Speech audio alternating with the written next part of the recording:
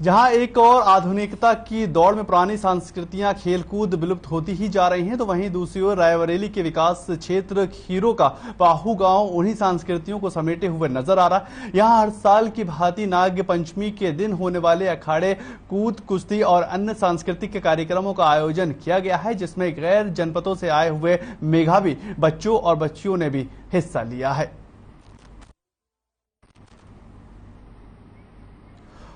सुल्तानपुर के मोहम्मद रहबर ने लंबी कूद से 25 फीट 10 इंच छलांग लगाकर प्रथम स्थान को हासिल कर लिया और वहीं दूसरे विजेता प्रदीप कुशवाहा ने 25 फीट 1 इंच की छलांग लगाई।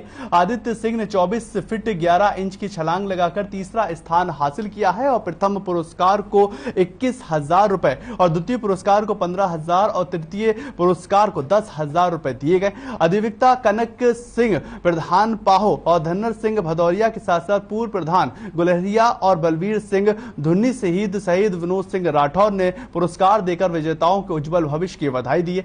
आपको बताएं कि ये योजना पिछले कई दशकों से लगातार चलती हुई नजर आ रही है और क्षेत्र एवं जिला प्रतिभागियों के साथ साथ प्रदेश को दूरस्थ क्षेत्रों के युवा और नाग पंचमी के पाहू गांव में होने वाले इस कार्यक्रम में प्रतिभाग करने के लिए पहुंचते हैं। वहीं जिले के वरिष्ठ अधिवक्ता कनक बहादुर सिंह और उनके भाई विनोद सिंह के साथ साथ प्रमोद सिंह पिछले कई सालों से इन प्रतियोगिताओं का आयोजन कर जिम्मा संभाले हुए हैं और वहीं कार्यक्रम में प्रतिभाग कर रहे बच्चियों में प्रथम पुरस्कार पाने वाली उषा और द्वितीय पुरस्कार पाने वाली आंचल के साथ साथ तृतीय पुरस्कार पाने वाली अमिता ने प्राप्त किया है और वहीं महिला कुश्ती में रोशनी ने प्रथम स्थान लाकर बाजी मारी। रचना दूसरे स्थान पर रही हैं और सभी विजेताओं ने देश की सेवा करने का वचन भी लिया है और अधिवक्ता कनक सिंह और पूर्व प्रधान शिबू सिंह राठौर के साथ साथ राम सिंह ने फीता काटकर कार्यक्रम का शुभारंभ भी किया है।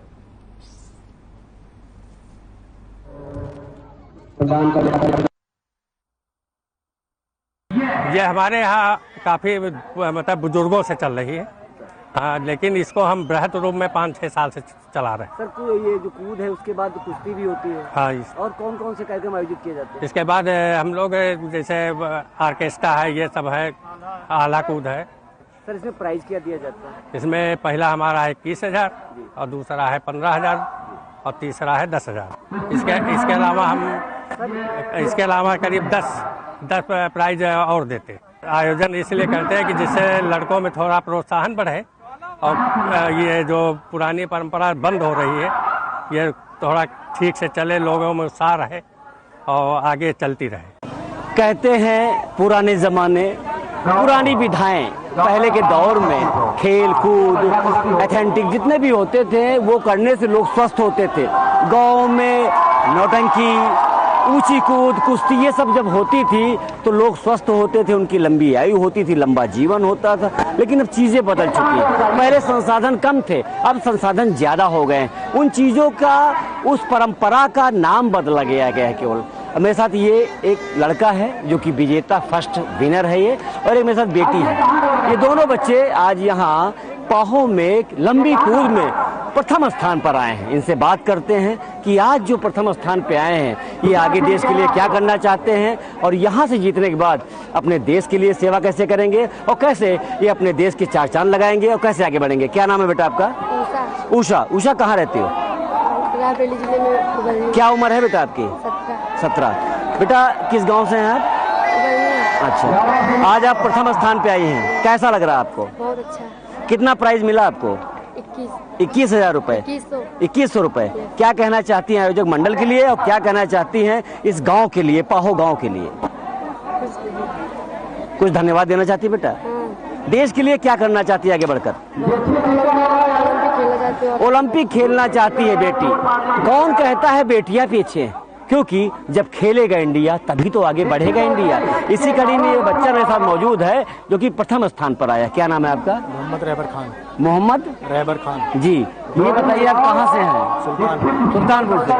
आज आपको प्रथम स्थान मिला है, कैसा लग रहा है आपको? सर बहुत अच्छा। क्या करेंगे देश के लिए आगे? सर देश को ओलंपिक बोल से देश को ओलंपिक में आगे पहुंचाने का जज्बा लिए ये बच्चा जो कि राम को भी मानता है और रहीम को भी मानता है।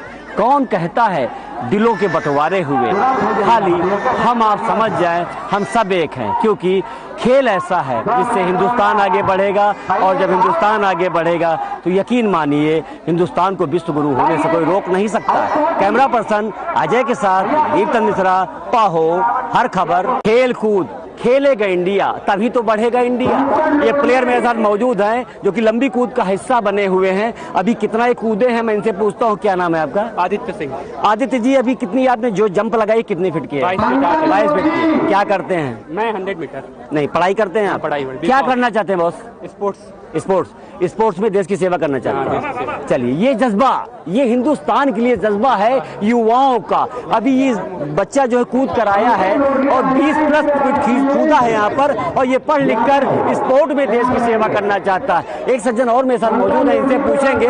ये आयोजक मंडल से हैं। क्या नाम है आपका? सुशील कुमार वाजपेयी। वाजपेयी जी, ये जो आपके यहाँ कार्यक्रम चल रहा है ये प्रतिवर्ष होता है? बहुत पुराने समय से प्रोग्राम लोग बीच में। ये कब कब होता है? ये गुड़िया के दिन लगता है, नागपंचमी। आपने भी कभी हिस्सा लिया इसमें?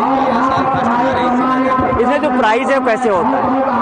15,000 है, 15,000, 10,000। अच्छा, यहाँ से कूदने के बाद बच्चे जो प्रोत्साहन होकर बाहर जाते हैं देश की सेवाओं में, आपके गांव से ऐसा कोई बच्चा है जो देश की सेवा कर रहा है? ऑर्डर पे लगे हुए। यहाँ के कूदे हुए बच्चे, यहाँ की कूदी हुई बेटियां आज देश की सेवा कर रही हैं और सरहद की हिफाजत कर रही। मैं आपको और लोगों से भी बात कराऊंगा कि ये इस जो गेम है, ये खेल है, ये जो धर्म है, ये जो है कब से निभाया जा रहा है। और पाहो गांव का ये जो श्रृंगार है, खीरो विकास क्षेत्र का वो गांव, पाहो गांव, जो इतिहास के पन्नों में आज भी दर्ज है। कुश्तियां है वो जो है फाइनल हो गई है। इस बच्ची ने जो है खिताब जीता है प्रथम का। क्या नाम है बेटा आपका? रोशनी। कहाँ से आई हो बेटा? मिल्तुआ से। क्या उम्र है बेटा आपकी? 17 साल। 17 साल। बेटा क्या करना चाहती हो देश के लिए? ओलंपिक खेलना चाहती हूँ। ओलंपिक खेलना चाहती है। क्या नाम बेटा आपका? रचना मौर्य सर। कहाँ से आई हैं? करनी से। आप कुश्ती हार गई। कोशिश करेंगे।